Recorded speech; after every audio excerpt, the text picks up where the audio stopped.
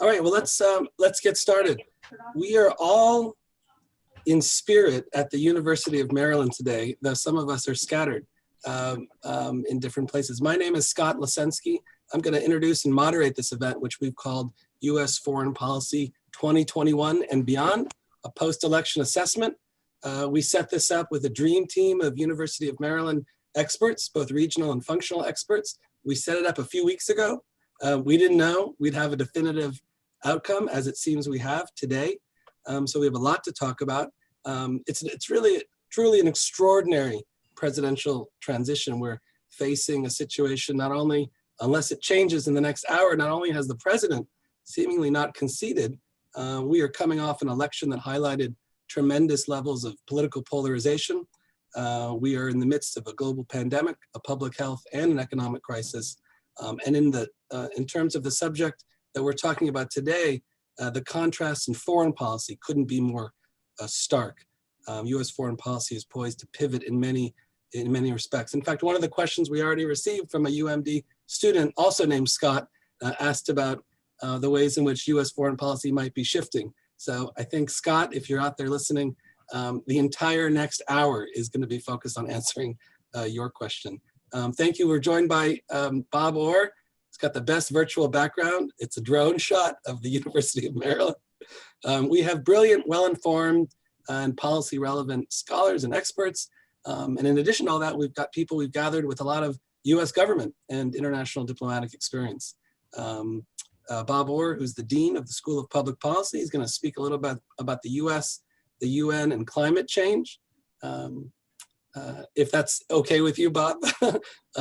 We discussed, we're going to go with the order of the speakers from the invitation. We're joined by Nancy Gallagher, who's the director of the Center for International and Security Policy at the School of Public Policy here at Maryland. She'll speak about nuclear non-proliferation and arms control. Shibley Telhami, the Anwar Sadat Chair in Government here at the University of Maryland, will speak about America in the Middle East. Any of these topics could take up an hour, a day, or a semester, but we're going to have them telescope it into 3 to 5 minutes. And we're also joined by Margaret Pearson, who's a professor of government and politics at the University of Maryland, and she will speak about USChina Relations. Again, my name is Scott Lasensky.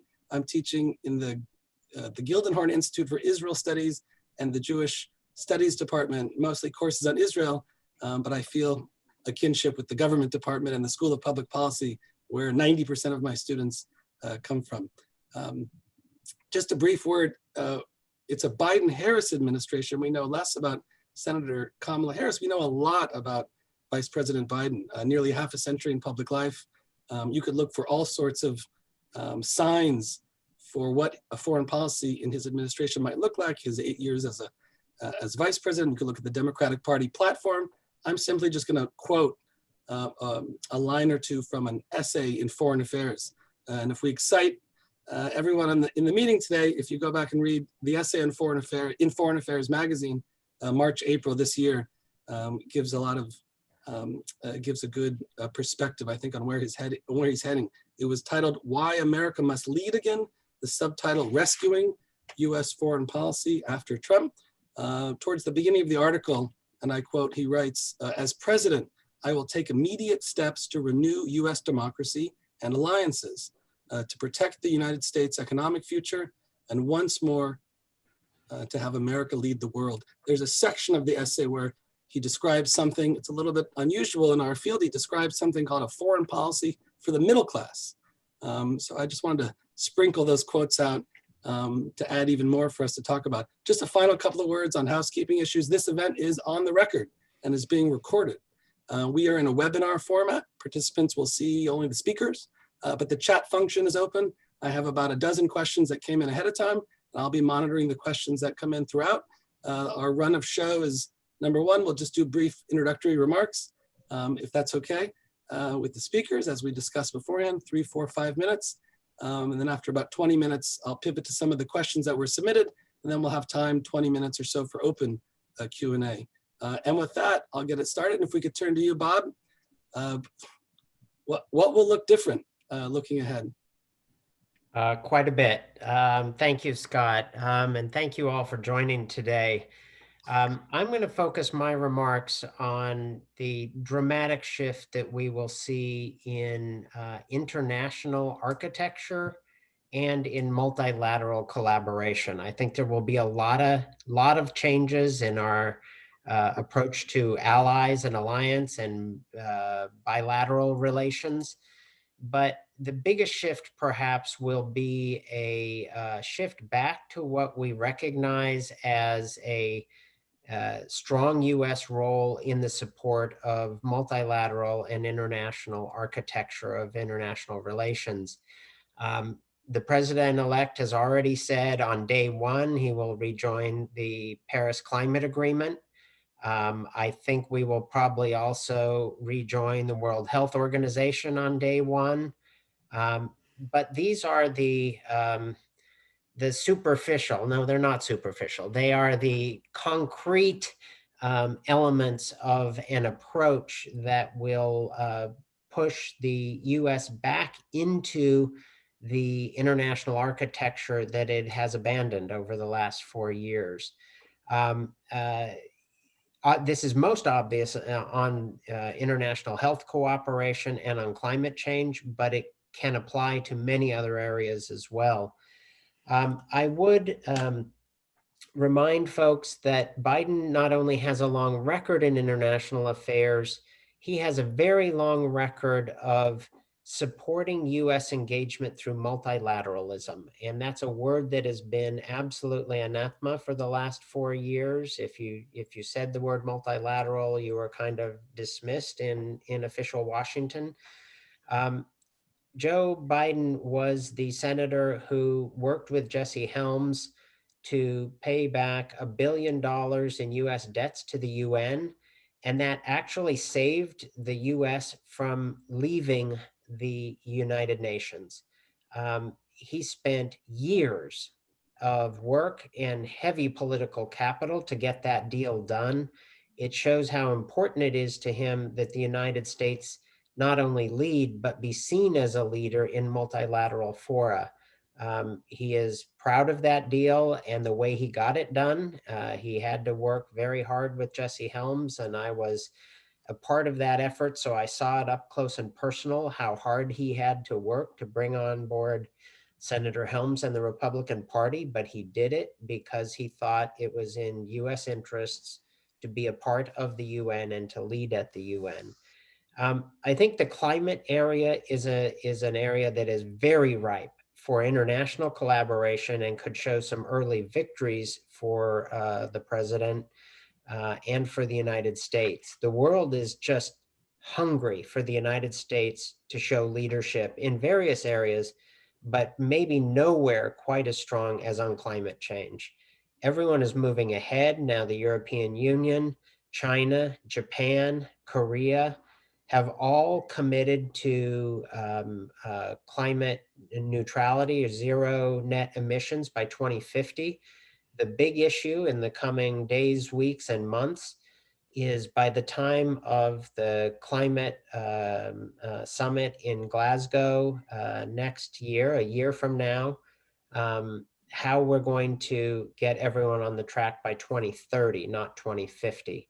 So that's going to be a big agenda item for the US administration, but the partners are all out there waiting for a US signal, and the president is going to push forward into that space. That's an open door that he will jump on right away.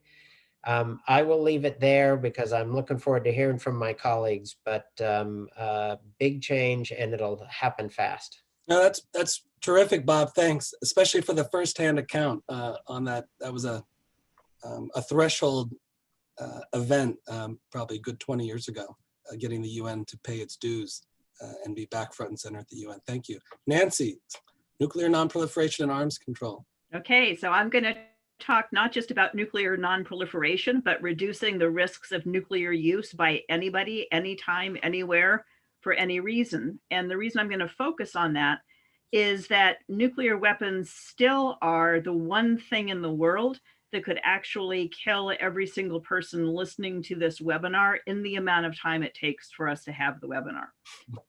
So that's a big problem, but it's not on the list of things that Biden is going to do on day one. Right? It's not on the list of his top 4 priorities for the transition team. And for many people, it's not top of their mind either, because the pandemic, the economic situation, the racial situation in the country, they all seem much more urgent. But nuclear dangers increased substantially during the Trump administration. And I think it's important for people to realize that and realize how much work there is to be done. Trump withdrew from the Cold War treaty with Russia that prohibited intermediate range nuclear missiles. New START, which is the only remaining strategic arms control agreement between the United States and Russia, is set to expire on February 5th of 2021. So just a few days after Biden takes office, unless action is taken to extend it for 5 more years.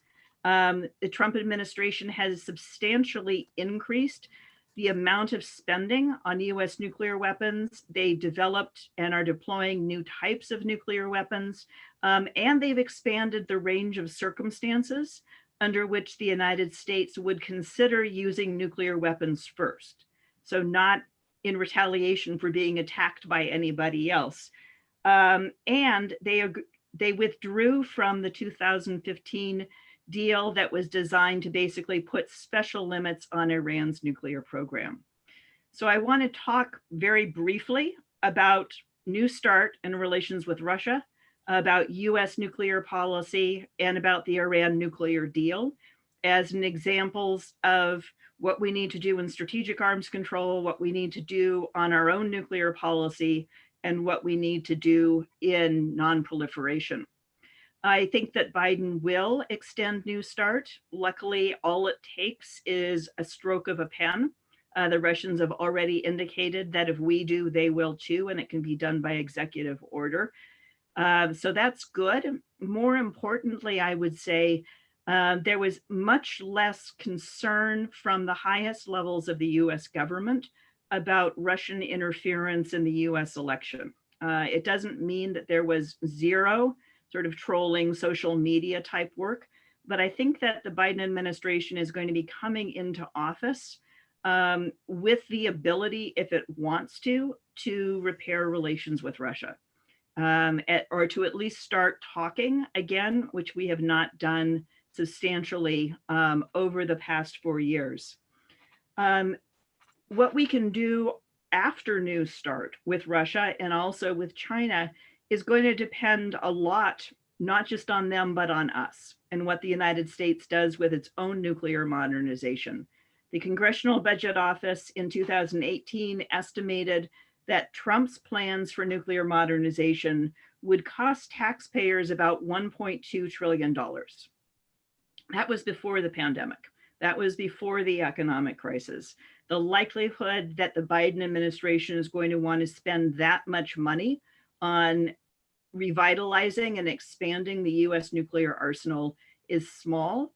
At the same time, the leading candidate for defense secretary has made it very clear that she intends to keep an arsenal that is a strong, effective deterrent, particularly vis-a-vis Russia and China, but to do it in a more cost-effective way. So I do hope that we'll see not only a reduction in spending on US nuclear forces, but no new types of nuclear weapons, right? Put an end to that flirtation, and tighter constraints on US nuclear use doctrine.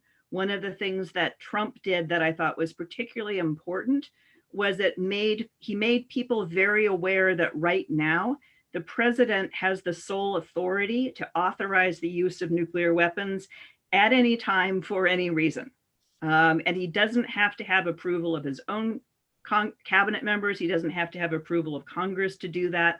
So I think that that's one thing that the administration and Congress may well look at, is whether the rules for authorizing the first use of nuclear weapons needs to change. On the Joint Comprehensive Plan of Action, which is the formal name for the nuclear deal with Iran, it essentially placed special limits on Iran's civilian nuclear program to provide added reassurance that it wasn't being used to develop a weapons capability, and special transparency measures in return for sanctions relief. And the Trump administration not only withdrew from that deal, it has been progressively imposing tighter and tighter sanctions on Iran, ostensibly to get Iran to make a better deal, but more likely to basically squeeze Iran in hopes of achieving regime collapse. Biden has said that he will re-enter the JCPOA, and I think that that's extremely important. It's extremely important that it be done soon, because the Iranians have their own election coming up at the end of the spring. But it's going to be very complicated. Biden is not going to be able to move as quickly or as easily there as he can on New START, because one of the things that the Trump administration has been doing and will continue doing up until January of 2021 is imposing new sanctions and trying to do it in a way that makes it very difficult for the next administration to lift those sanctions, regardless of what Iran does. So that's only a tiny fraction of the issues related to nuclear risk reduction, but it's a good place to start. That's a great place to start. Thanks. Bob gave us a couple of things on day one. Nancy gave us year one and beyond.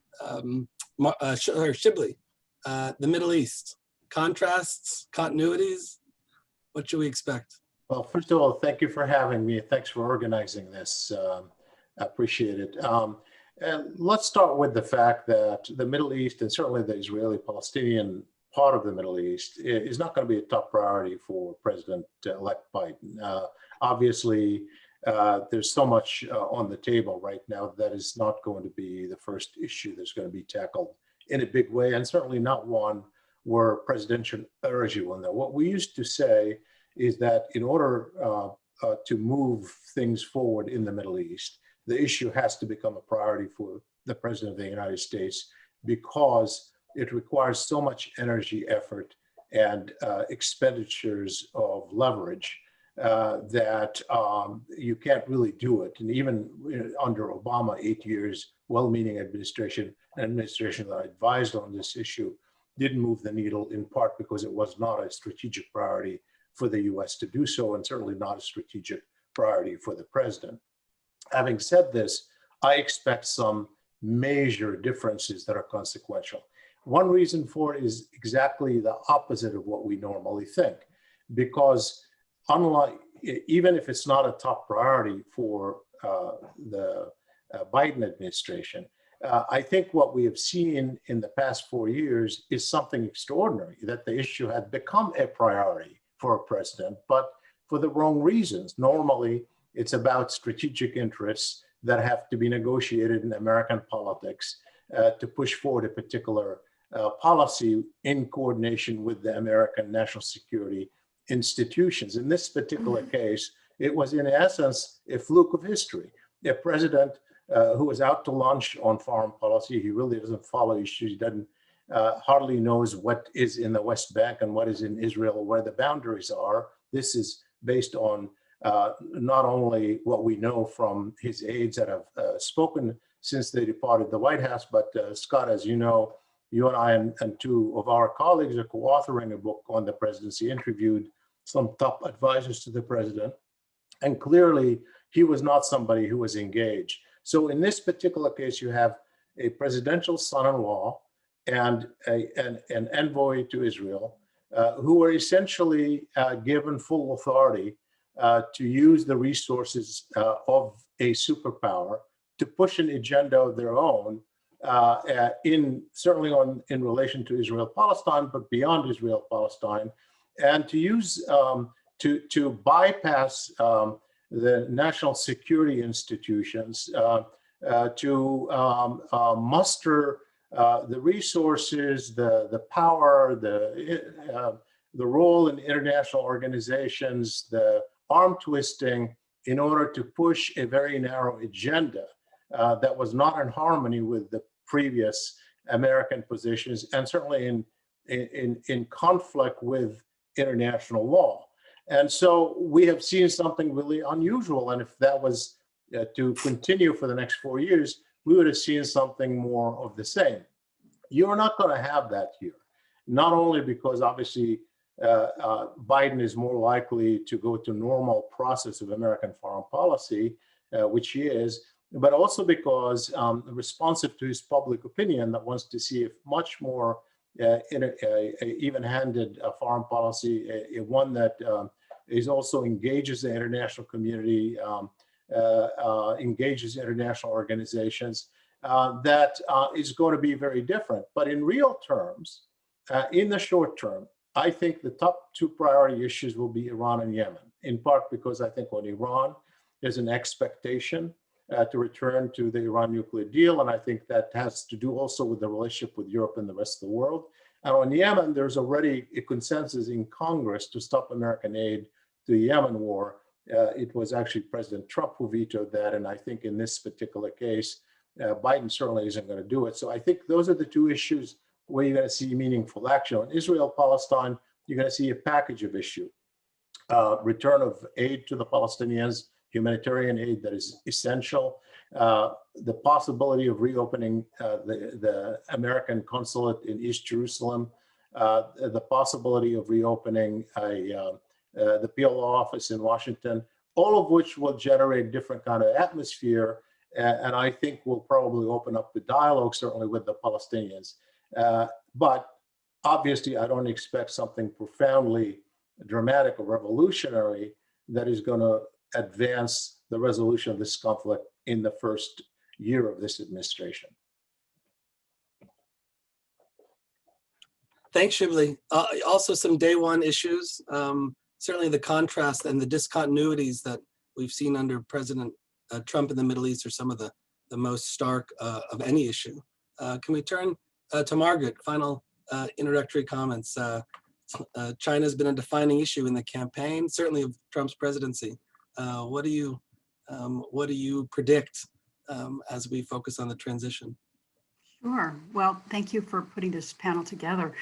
You know, while we're talking here primarily about US-China relations in light of the change on the US side, it really should not go unnoticed that there's not been a change in leadership on the Chinese side. And a major driver of US-China relations previously and going forward are hardwired views among many leaders in China about the US, and specifically views that say any US president will see China as a threat and strive to keep China down.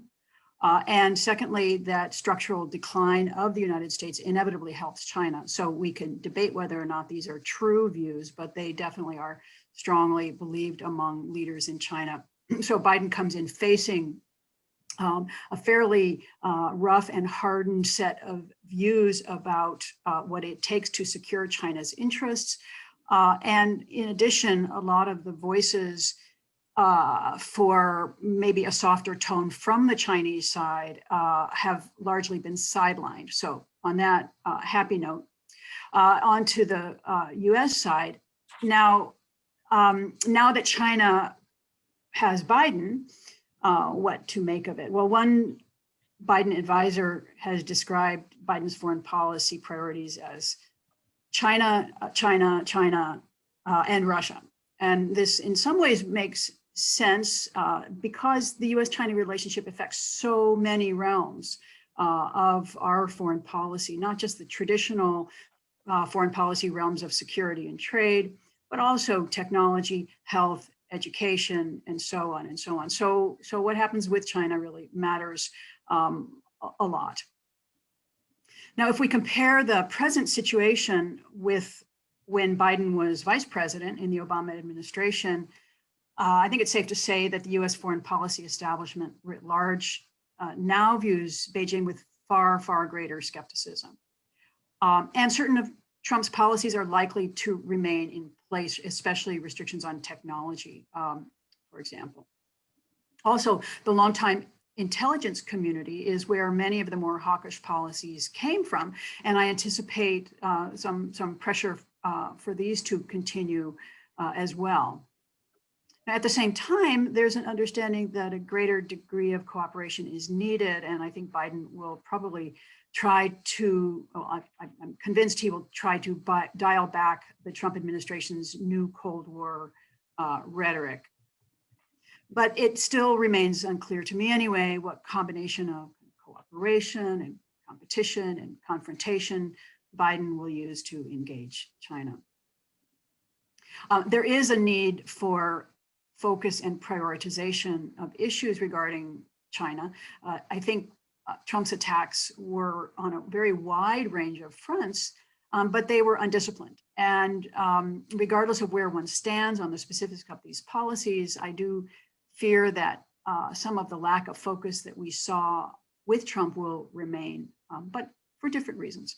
The problem with the new administration, as I think Shibley said, is that there's so much on Biden's plate. The bandwidth is very, very limited for all the issues that could be considered and all the issues that the Trump administration tried to take on. And in addition, there are divisions among Democrats as to what the focus should be, right? Should, I think Nancy mentioned Michelle Flournoy's sense that we need to re-engage in military buildup. Is that it? Do we continue to press on trade? Do we continue to maintain the tariff levels, which I doubt we will, but what is the best avenue to take on trade and global economic relations? Should we focus on human rights, particularly with regard to Xinjiang? So there's a wide range of issues to be considered and constituencies in the Democratic Party to address, to prioritize these in different ways. On the other hand, there is those who think we need to emphasize areas of cooperation, such as on climate and global health. So I don't think it's easygoing, and I don't think it would be easygoing for any president, including Biden. So let me highlight just a couple of areas that I think sometimes do not get enough attention. Bob Orr mentioned climate, and I think there is a lot of room for bilateral and multilateral cooperation between China and the United States on climate. And it's not just because we have a history there, although in part because we have a history there. But I would also say that China is probably among the countries that's hungering for US participation. I think because the Chinese leadership understands that this is not a problem that can be solved without the United States, any more than it's a problem that can be solved without China. I think also there's a fairly sober understanding in China that they don't yet have the global leadership capabilities to kind of carry this forward in as dramatic a way as needs to happen. I also would mention that, while we've heard an awful lot about the pros and cons of economic decoupling, there's a type of decoupling that actually already has occurred, and that is in the frayed relations between China and the US government. The relationship is well, let me put it a different way. Over the last 30 years, there were very, very deep and thick communications that existed between, at the department level, military to military and so forth, across the range of US and Chinese government interests. And those are practically gone.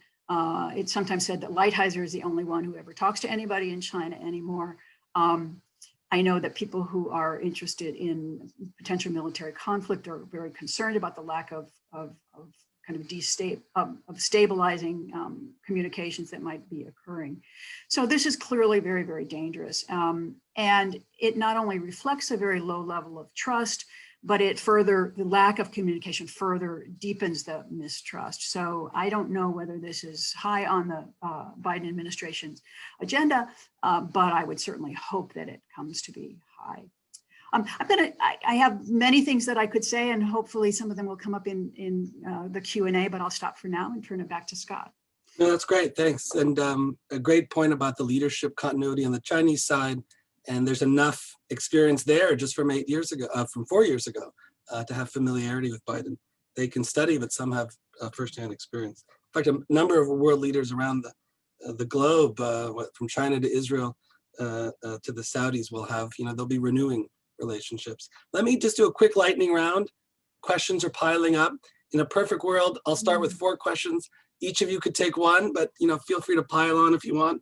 I think we'll get through 3 or 4 lightning rounds if that's okay. We'll go back to where we started, and I'll go to Bob.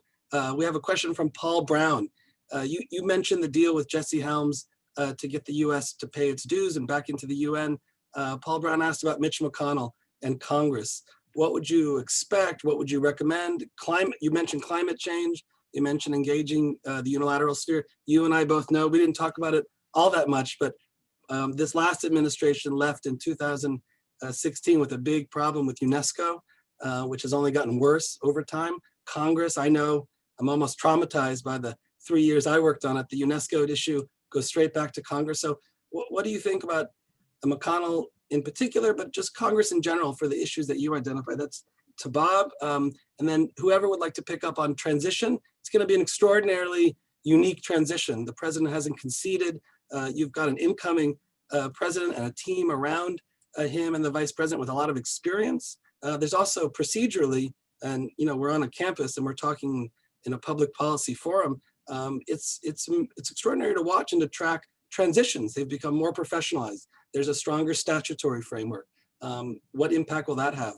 On top of the logistical constraints of a pandemic. It's not as if the GSA was ready on day one to open up a suite of offices in downtown Washington. The Biden-Harris transition will be decentralized. So if anybody wants to maybe just touch on transition the next 2.5 months. A third question, salvaging Trump. In the issues that you discussed, or pick another issue, do you see something that will be salvaged or continued? Do you see continuities from the last 4 years? And then fourth and finally, whoever wants to take this one, there's Senator Harris. She's had less than a term in the Senate. People in the local justice sphere, there are states attorney generals and their staffs who know volumes about her from her last job, but her foreign policy profile is still, we're all still learning. So if anybody wants to address, is she a carbon copy of Biden? Are there distinctions? Are there differences? What should we be looking for in terms of Senator Harris? Pile on, or we can divide and conquer. Can we turn it back to Bob on the Congress issue and the question from Paul Brown? Yeah, I love it because while the papers are all, or the journalists are all trying to assign probabilities for whether or not Joe Biden and Mitch McConnell can work together, the fact is they have worked together for decades. They know each other intimately, but we are in a very different context. So I think the answer to can they work together, the answer is an absolute yes. Will they work together? I think has more to do with what is going on in the Republican Party. And once things play out here and Mitch McConnell is the senior Republican in Washington, how that plays out within the Republican Party will determine to a great extent how much he's looking to cooperate in any areas. Foreign policy does offer an opportunity for him to cooperate with President Biden. The number of areas of agreement, I think, on a lot of the issues regarding China, regarding Russia, regarding national security, there will be more agreement there than not, and therefore it provides an opportunity to cooperate. But I think Paul's question raises the really key role difference. Biden comes from the side of the Senate, the authorizing policy side of the Senate, and McConnell comes from the appropriations money side of the Senate. And that's how they will enter the conversation. On one side, it will be policy, and the other side, it will be money. And where those two meet is really crucial for determining the outcome. It's why I think that the history of Biden's work, not just with Jesse Helms, believe it or not, Senator McConnell is easier to work with than Senator Helms was. So Biden can work with him. I do believe that they will go for some early wins on certain policy areas where there is agreement. And here, I think the trade questions that Margaret mentioned, we really don't know where trade is going to go because the Democratic Party is really in a different place than it was before, as is the Republican Party. So the fluidity in both parties on trade policy could lead to gridlock in this area, or it could lead to some agreements. But I think on specific major power relationships, we'll see more agreement than disagreement on the Russias and the Chinas and the strategic relationships. That's great. Thanks, Bob. Nancy, looks I like was we're gonna just going jump in. to add, the last time that Biden worked extensively with Mitch McConnell was during the Obama administration, right? And then McConnell made it very clear that he was going to use his position to block as many of Obama's initiatives as he possibly could, and that it was in the Republican Party's political interest to basically keep Obama from accomplishing anything. So to me, the biggest question is whether that is going to be McConnell's attitude again, or if it's going to be different.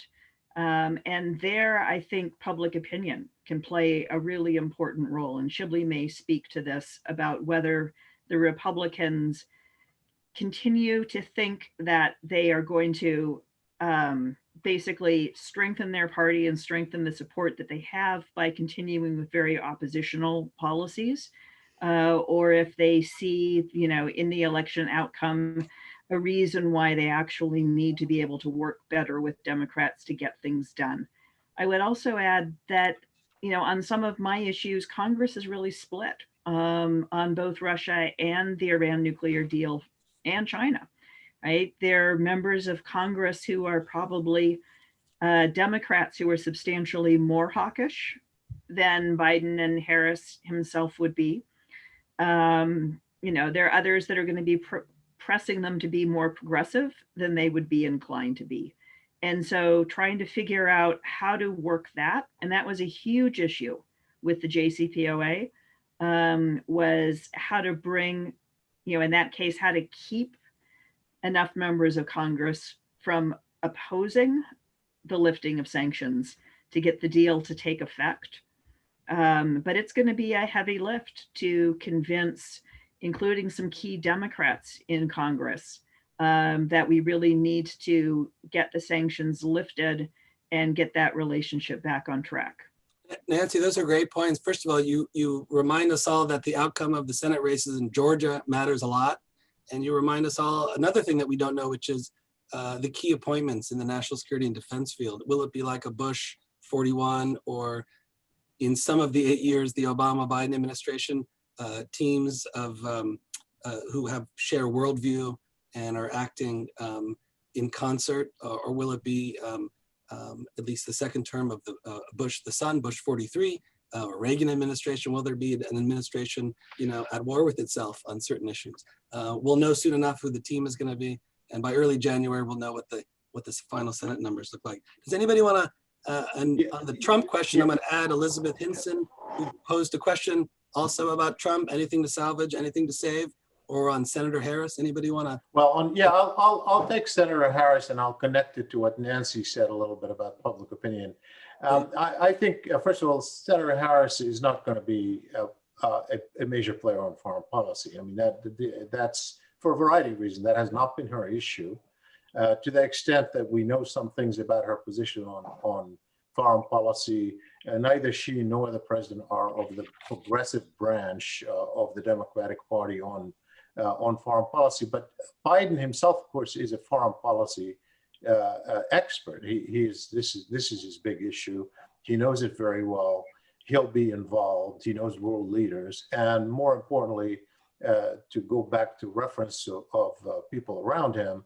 The people he's likely to appoint, and we know it's a finite group of people who are likely to be either Secretary of State or National Security Advisor, and people around them. It's clearly a very knowledgeable, experienced group of people, and he's probably going to let them carry it out. So I don't think that the vice president is going to play a major role in foreign policy personally. But just to go back to the point that Nancy made, not so much related to a Democrat and Republican, and obviously that's going to be an issue that Congress, control the Senate is huge. I spent some time with a Democratic senator yesterday, and chatted at length about sort of what are the likelihood, what is likely to emerge in the Senate. There are many things that are going to be tough let's just go, let's say, funding of UNRWA, something that in theory, people around Biden are likely to support and have talked about it because it's part of the package of renewing aid and doing humanitarian work. And that's where Democratic public opinion is. But that's not whether Republicans. Can you just say a word about, for those who don't know, the UN agency? Yeah, the UN agency that deals with Palestinian refugees, which actually just they announced today that is essentially not able to pay salaries anymore, and which is servicing refugee communities in Gaza. Nobody else is really doing it for them. The ones in Lebanon, a huge community that certainly can't, don't have otherwise a way of getting jobs in the Lebanese economy.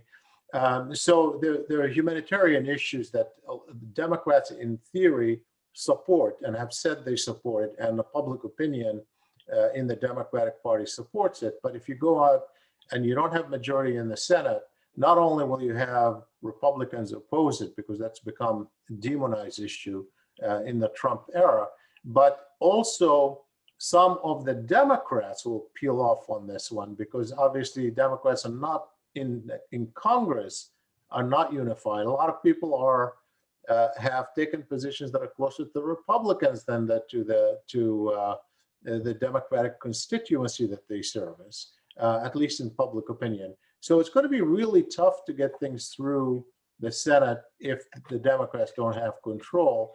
A lot of it is going to depend on the things that can be done through executive order, as was mentioned. And I think there'll be an obvious employment of that. And things like reopening the Palestinian office in Washington, I believe that doesn't require any congressional approval. Things like that can be done, I think will be done.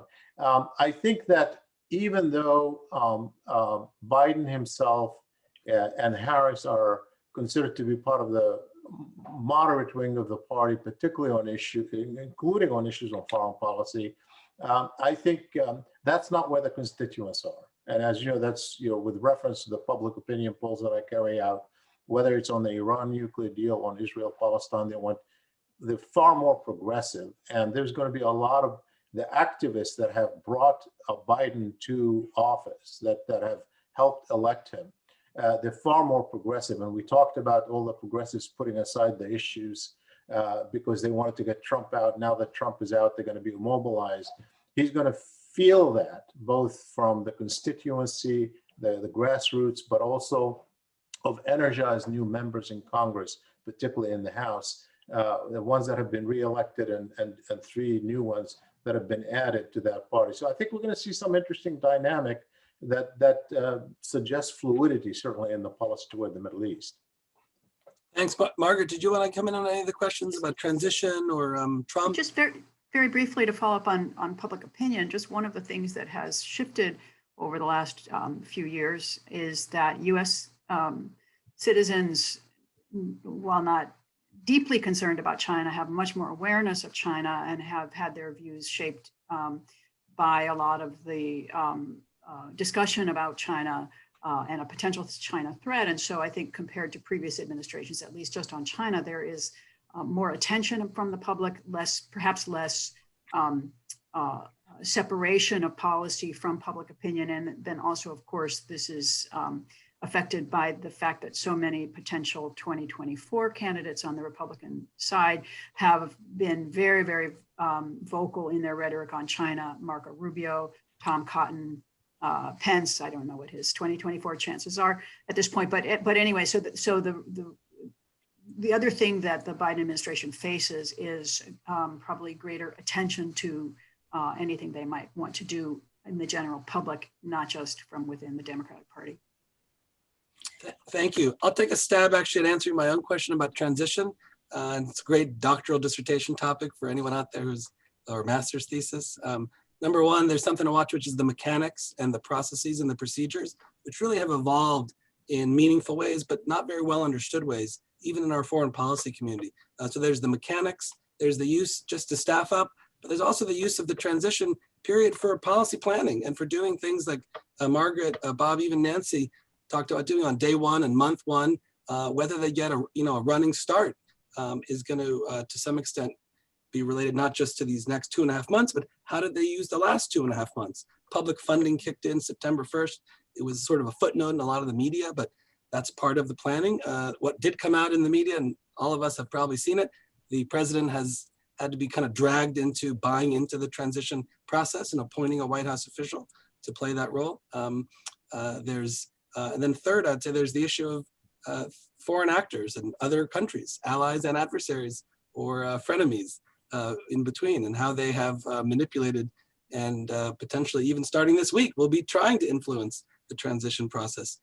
In a bipartisan move that I think we're all grateful for, American leaders have shortened our transition period to a relatively brief period, but it's still much longer than other countries where sometimes elections end and the new government is seated within days.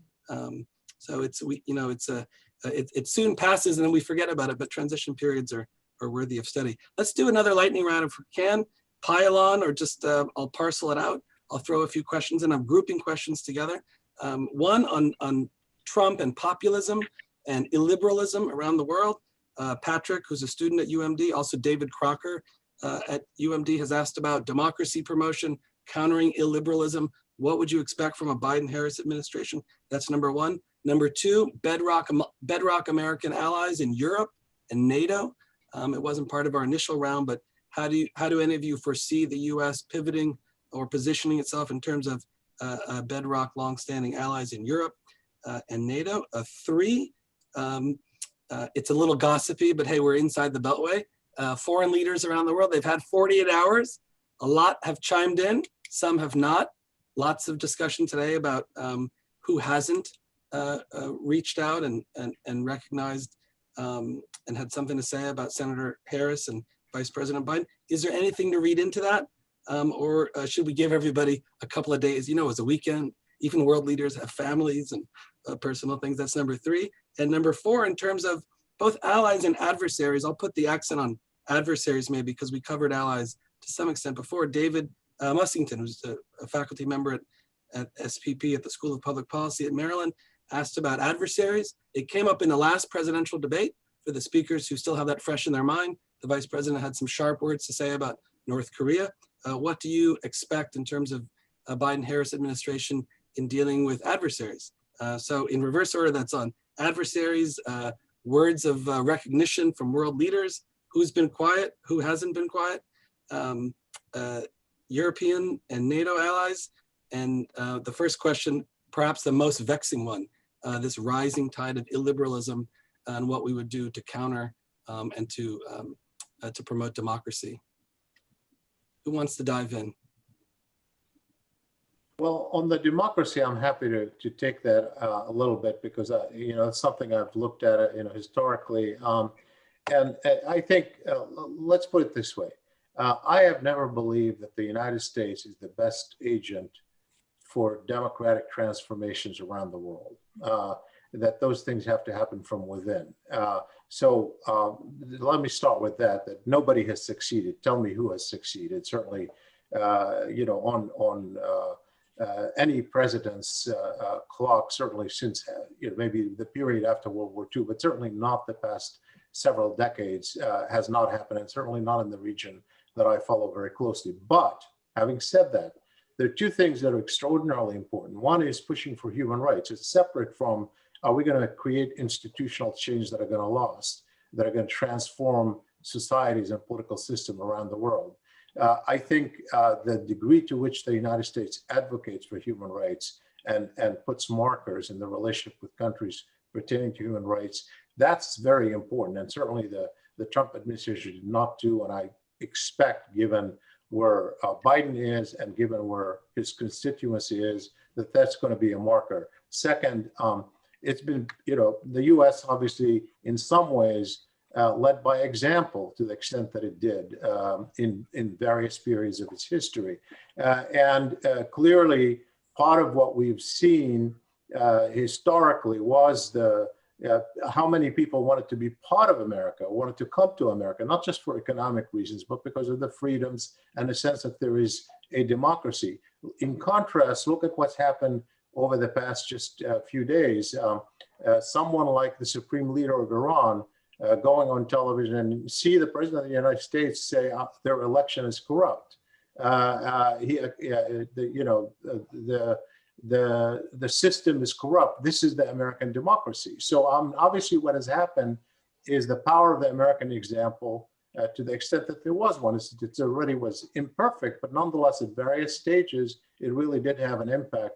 That has eroded dramatically. And I think there's no question that there will be a different image projected across the globe, a different, a different model that will be projected. And those things are important. Don't expect revolutions to take place, but expect things that will affect people's aspirations, people's a sense of having support for their human rights.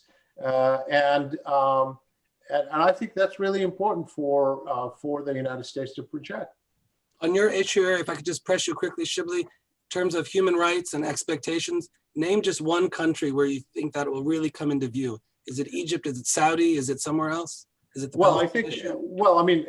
obviously it's all around the world. I mean, Middle East is an example in large part because we focused on it, and the president himself had all these transactions, personal transactions with the rulers. Yes, certainly I think that's right. I mean, I think Saudi Arabia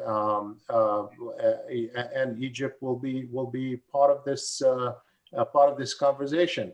I don't think, I'm in the end a realist about how governments do business. I don't think this would be a top priority even for a Biden administration. I think in a sense that these are important countries that you have to deal with. These are governments that you can't change. You have to work with them. There are strategic interests of the United States that you have to do. But you can, within that, there's a lot of space. And there's a different kind of, and that's one reason why a lot of the governments in the region, and by the way, that goes toward not just the Arab rulers, it goes to aspiring authoritarians like Netanyahu, right? I mean, obviously Israel has a different system, but nonetheless, just like in our government, you have people who, and there's violations of human rights of the Palestinians that are ongoing, and nobody, certainly this administration didn't, not only ignored them, but in a way advocated for policies that violated them. It's a very big difference from the tone that's likely to come from Biden. Yeah, it's a great, very sharp contrast. Nancy or Margaret, Bob, on these other questions, you want to come in? I would say two things. The first is that I think it's going to be very interesting to see how the United States tries to strike the right balance between talking about democracy, talking about human rights, paying attention to those issues that are really important. But at the same time, the United States has obviously accused Russia in particular of interfering in our domestic politics. Russia and a number of other countries have accused the United States of doing the same thing. So trying to figure out how do you talk about that issue in a way where we're not saying there are different rules for us than there are for everybody else. Another issue that we haven't touched on that's of particular interest to the University of Maryland student community is immigration policy and student visas, right? And I'm going to be watching really closely to see if there are changes made to the visa policy so that every single student from a foreign country who is admitted to the University of Maryland can actually come and be a student here, even if our classes have to continue to be online. That was something that the Trump administration blocked in the fall. It's going to be an open question whether the Biden administration can get that sorted out fast enough to take effect for our students in January. First of all, it's a great issue that you identified, Nancy, and having worked on, there were a few years I worked on the Syria issue. And when you say sorting it out, because the systems of government that deal with immigration are incredibly complex and multi-layered. I remember a particular episode when, I won't say who, but a cabinet level official wanted to bring in more Syrian refugees, purely humanitarian. And the system under relatively a supportive president and vice president, it never happened because the system, mostly DHS, security concerns, bureaucratic concerns, it was the kind of recommendation a cabinet level official would have had to spend all their time every day trying to work through, and that's just not realistic. So I hope, as well as you, in that student visa issue, student and graduate student and researchers and faculty, the whole universe of higher education visas is going to be a canary in the coal mine, probably. Margaret, did you want to come in on one of these issues? I would just certainly second Nancy on your point on that. It's terribly important to the university. It's terribly important to, I think, our relationship with China and having Chinese students and researchers from Chinese universities who feel that this is not a hostile place, overtly hostile place to them. Just on the significance of China not sending congratulations to the Biden team yet, I tend to not think it is really too significant, but I guess I kind of say, what's the upside to them of doing it? You know, they could either be sort of looking at a, you know, sort of taking a rules-oriented view and say the sort of the moment is when the previous leader concedes, and that hasn't happened. So why would I do it now? The other may be a little bit of a signal that, you know, don't expect just because you got rid of him that we're going to come running back. So again, I think in some ways it's not terribly significant, but I also have to assume they don't see an upside to being sort of first with the handout. Mm-hmm. Terrific.